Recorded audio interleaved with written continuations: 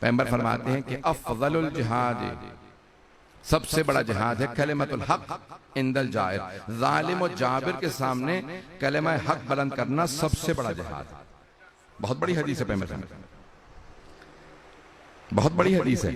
जालिम और जाबिर के सामने कलिमा हक बुलंद करना सबसे बड़ा जिहाद है। अफजलुल जिहाद, सबसे बड़ा जिहाद कलिमा हक बुलंद करना। वो तलवार से जिहाद जिहाद असगर है, कलिमा हक बुलंद करना जिहाद अकबर है। अज़ान गिरामी, यजीद से बड़ा जालिम कोई नहीं।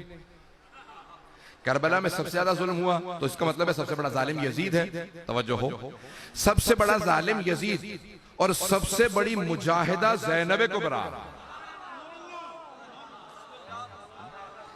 सबसे बड़ी मुजाहिदा नवासी रसूल हैं जनाब ज़ैनब कुबरा। कैसे कि यजीद का दरबार है, शाम है, और जनाब सैयद सज्जाद खुतबा देना चाहते हैं। जब खुतबा देना चाहते थे तो यजीद ने कुछ लोगों से कहा आगे बढ़ो, इस कैदी की जंजीरों में हाथ डाल के बिठा दो और कह दो कि कैदियों को बादशाहों के सामने या हुक्मरानों के सामने बोलने का हक नहीं है। एक मर्तबा जनाब सैयद सज्जाद की जंजीरों में हाथ डाला और कहा कि आप कैदी हैं, आपको बोलने की इजाजत नहीं। नवासा रसूल के बेटे हैं जनाब सैयद सज्जाद, खामोश हो गए। लेकिन अब जनाब ज़ैनब कुबरा खड़ी हो गई। मैं मसाइब पे नहीं आया, दो जुमले फजाइल के सुन लीजिएगा।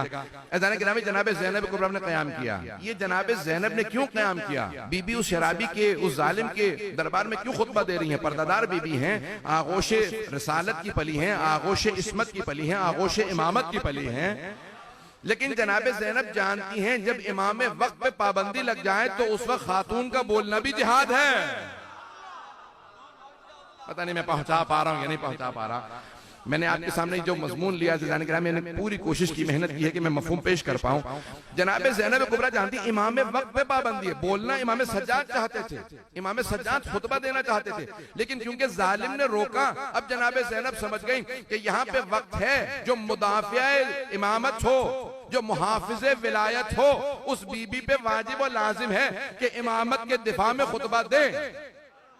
अब बीबी एक मर्तबा खड़ी हो गई और जब खुतबा देना चाहती थी, यजीद ने जल्लाद से कहा आगे बढ़ो और एक मर्तबा ताजियाना मारो, इस खातून को बिठा दो। ये जो बूढ़ी खातून खड़ी हो गई हैं, एक मर्तबा जनाब ज़ैनब ने कहा कौन रोकेगा मुझे खुतबा देने से? बीबी जहां पे खड़ी थी वहां पे बहुत से लोग कुर्सी नशीन थे, बीबी जमीन पे बैठी थी। सब बीबियों के साथ हाथों में रस्सियां हैं, पसे गर्दन बंधे थे। यजीद एक मर्तबा बुलंद मकाम पे बैठा था, जो दरबार है। जब आप जाएंगे इंशाल्लाह ज़ियारत पे शाम में आप देखेंगे, वो मस्जिद बनु उमैया कहलाती है, जो दरबार यजीद है वो बहुत बुलंदी पे बैठा था। एक मर्तबा अली की बेटी खड़ी हुई और कहा कि मैं खुतबा दूंगी। यजीद ने कहा रोक दो, इन्हें इजाजत नहीं खुतबा देने की। बीबी ने एक मर्तबा सर उठा के कहा कौन रोकेगा मुझे खुतबा देने से? तू। एक मर्तबा जनाबे ज़ैनब कुबरा सलाम अलैहा ने यजीद को देखने के बाद कहा कौन रोकेगा मुझे खुतबा देने से? तू यब्नत तुलका। पता नहीं है नहीं भाई, बहुत से बुजुर्ग पहुंच गए, मुझे सब तक मफहूम को पहुंचाना। तुलका जिसे आजाद कर दिया जाए, जब कोई जंगी कैदी बन जाता है और उसे मारने के बजाय आजाद कर दिया जाए, उसे कहा जाता है तुलका। बीबी ने कहा तू तुलका का बेटा है, मेरे नाना रसूल खुदा ने फतेह मक्का पे तेरे दादा तेरी दादी को आजाद किया था, तू मुझे रोकेगा? एक मर्तबा जनाब ज़ैनब को यब्नत तुलका है, तुलका के बेटे, तेरे दादा तेरी दादी को मेरे नाना रसूल खुदा ने आजाद किया था, आज तू इतनी गुस्ताखी करेगा, हमें रोकेगा? तू अगर रोकना चाहता रोक के दिखा, मैं अली की बेटी हूं, खुतबा दूंगी। बीबी ने खुतबा शुरू किया, यजीद ने कहा नहीं रोक दो। एक मर्तबा जल्लाद आगे बढ़ा, कुछ लोगों ने हाथ में ताजियाने ले रखे थे, वो जो 700 कुर्सी नशीन थे सब मुसलमान नहीं थे, उनमें यहूदी भी थे, ईसाई भी थे, मुख्तलिफ ममालिक के सुफरा थे, सब खड़े हो गए।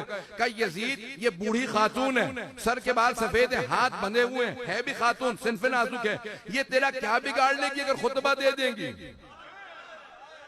ये क्या कर लेंगी अगर खुतबा दे दें? खुतबा देने दे। यजीद ने कहा तुम नहीं जानते ये जिसकी बेटी है, ये अली की बेटी है, एक खुतबे से मजमे को मुनकलिब कर देगी, इनकलाब बर्पा हो जाएगा। मैं खुतबा नहीं देने दूंगा। एक मर्तबा बगावत होने लगी, यजीद ने कहा चुप होके बैठ जाओ, खुतबा देने दो। एक मर्तबा जनाबे ज़ैनब खड़ी हुई, बीबी का खुतबा तो लानी है, मैं बस 2 जुमले पेश करूंगा बीबी के जुमले के। बीबी फरमाती हैं कि या यजीद जिद कैदक वसआ सायक वनासिर जोहदक वल्लाहि ला तमहु ज़िक्रना वला तुमीत वहयना। ए यजीद, तूने जितना मकरो फरेब करना था कर लिया, अगर तेरे में और हिम्मत है तो साजिशें कर ले। पता नहीं है या नहीं है, क्या तूने जितना मकरो फरेब करना था कर लिया, अगर तेरे में और ताकत है और साजिश कर ले। खुदा की कसम, कौन कह रही है? जनाब ज़ैनब को, वल्लाही खुदा, अब कसम खा के कह रही हैं, नबी की नवासी हैं, अली की बेटी, ज़हरा की बेटी हैं, कहती है वल्लाही ला तमहु ज़िक्रना, खुदा की कसम हम अहले बैत का जिक्र मिटने वाला नहीं है।